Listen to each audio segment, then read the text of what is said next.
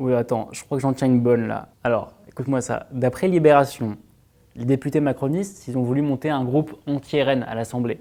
Donc, ils sont allés au restaurant, ils se sont fait une petite réunion secrète. Problème, en partant, ils ont oublié la note de travail sur la table. Et devine qui l'a récupérée? Sébastien Chenu, le vice-président RN de l'Assemblée nationale. Non mais, fais ton opération commando, sérieux, non mais... Les mecs sont persuadés d'être des cracks. Et c'est des blaireaux, c'est tout, voilà, faut le dire. Je commence à en avoir assez. On doit leur enlever leur carte de presse. Vous avez des pensées bizarres. Sauf que comme t'es un bourgeois, arrêtez de donner des ordres. Bonjour et bienvenue dans ce nouvel épisode de La tête dans le flux. Aujourd'hui, on va commencer avec une archive. Parce que ouais, moi j'aime bien ça, les archives. Je veux enfin avoir un mot pour ceux qui ont voté aujourd'hui pour Madame Le Pen. Je les respecte. Mais je ferai tout durant les 5 années qui viennent pour qu'il n'ait plus aucune raison de voter pour les extrêmes. Ce fut un échec. Un bel échec, oui, on a tous bien vu que le RN ne s'est pas effondré dans les urnes. Bien au contraire, l'extrême droite, c'était 9,4 millions de voix en 2017, c'est 11,4 millions de voix en 2022 à la présidentielle. Une progression politiquement profitable, Emmanuel Macron, puisqu'elle lui a permis une réélection confortable en 2022, toujours face à Marine Le Pen. Et ça, c'est juste la partie émergée, électorale de l'iceberg. Ces dernières semaines, on a quand même eu quelques exemples bien concrets de ce que ça veut dire une extrême droite qui se sent puissante en France. On va revenir là-dessus, mais ce dont on va parler aujourd'hui, c'est pas tant du fait en lui-même que de la réaction du gouvernement par la suite. Et comment cela montre qu'en termes de lutte contre l'extrême droite, la Macronie a totalement lâché l'affaire.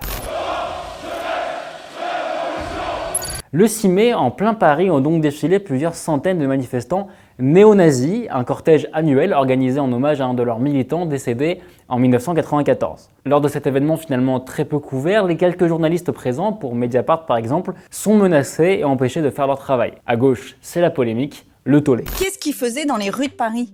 Pourquoi on interdit des casseroles et pourquoi on autorise ces gens à être dans les rues de Paris? Mais qu'on arrête! Là, quand est-ce qu'on se réveille face à la montée de l'extrême droite? Le gouvernement, lui, ne réagit pas dans un premier temps. Il faut attendre 3 jours pour que le préfet de police Laurent Nunez, ancien ministre de Macron, défende le maintien de la manifestation parisienne. Cette commémoration donc d'un militant décédé en 94 s'est toujours déroulée chaque année et n'a jamais entraîné de troubles à l'ordre public. Oui, mais donc c'est pour ça que j'ai pris cette décision de ne pas l'interdire. Alors, qu'on se comprenne bien, l'objet ici n'est pas tant de se demander s'il fallait interdire ou pas cette manif fasciste, mais c'est de bien réaliser que l'exécutif n'a rien trouvé à y redire. Résultat, Marine Le Pen, paraît à côté plus sévère contre les néo-nazis que le gouvernement. En République, on ne manifeste pas masqué et en uniforme. Voilà.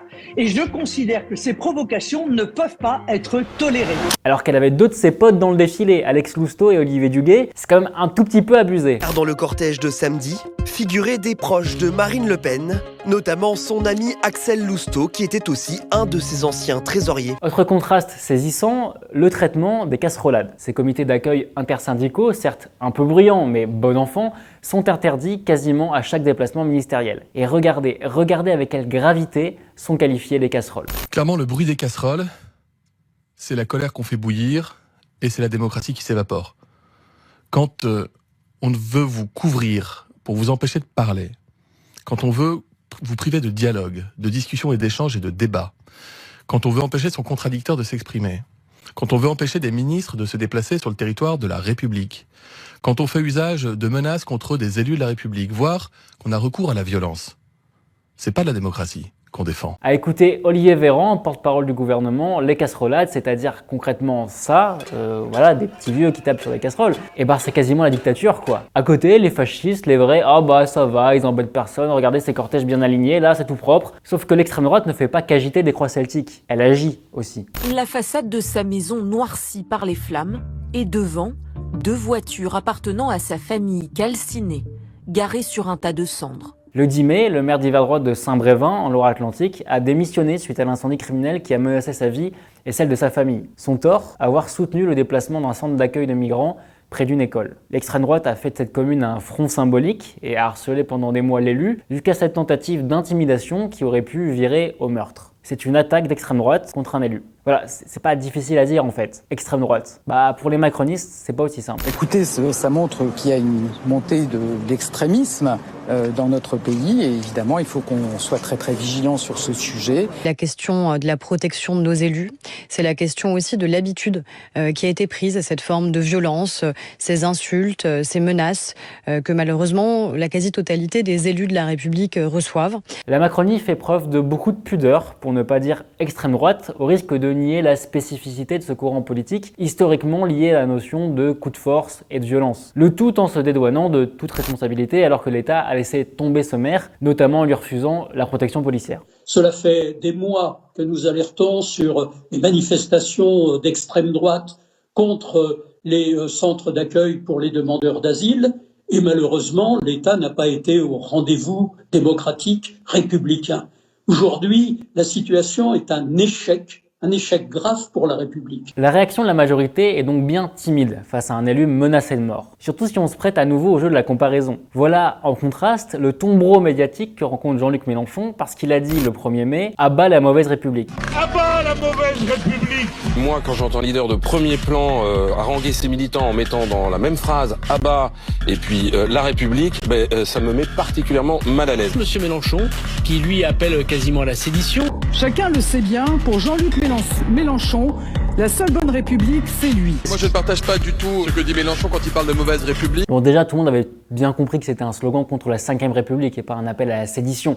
Et surtout, mais c'est quoi ces réactions totalement disproportionnées là? Des réactions outragées qu'on n'a pas entendues à nouveau le 14 mai, quand c'était cette fois l'Action française, royaliste, qui criait « à bas la République » tout court. À bas les voleurs, à bas la République. À les écouter, le péril immédiat, c'est la France insoumise. Et donc la gauche en général, puisque pour eux, FI égale NUPES égale gauche. À cette tentative de tout mettre dans un même sac, de prétendre que toutes les oppositions au macronisme vaudraient menaces équivalentes, de nous expliquer que finalement Mélenchon ce serait pire que Le Pen, eh bien répondons ceci. Est-ce que vous pouvez nous dire concrètement qui dans l'environnement de la France insoumise projette des attentats contre des personnes? Qui à la FI a voulu attaquer des lieux de culte comme la mosquée de Bayonne par l'extrême droite? Qui a voulu tuer des élus? Qui à gauche a infiltré la police et l'armée et donc a accès facilement à des armes à feu pour nourrir ses sombres projets? Absolument personne. La peur d'une soi-disant menace d'extrême gauche est agitée, tandis que celle de l'extrême droite est euphémisée, diluée dans une menace confuse d'ordre général. On a bien compris la manœuvre, s'arroger le monopole de la fréquentabilité et choisir son adversaire repoussoir le moment venu. Mais la chose n'est pas que stratégique. Je suis prêt à parier que Mélenchon contre Le Pen, le front, d'une part, version faible, le front républicain n'est pas du tout garanti en faveur de Mélenchon. Version forte, il se pourrait qu'un front républicain se reconstitue, mais contre Mélenchon. En dernière instance, les options politiques, et surtout économiques, défendues par Marine Le Pen, inquiètent moins la Macronie et son électorat, la bourgeoisie, les patrons, disons-le clairement, que celles défendues par la gauche. C'est aussi simple que ça. Et quand on aime un peu l'histoire, on sait bien pour qui a penché le patronat quand il a eu à choisir entre Hitler ou le Front populaire. Le Capital sait parfaitement qu'avec Marine Le Pen, rien ne change. Tout est OK pour lui. Il n'y aura pas le moindre problème. Avec Mélenchon, je veux dire, c'est pas le grand soir, mais dans la tête d'un capitaliste, c'est déjà quasiment le grand soir. Bon. Voilà, c'est la fin de cet épisode. Merci de l'avoir suivi. N'hésitez pas à nous faire vos retours, à liker, à commenter et à vous abonner à la chaîne. Nous, on se dit à très vite. Allez, salut!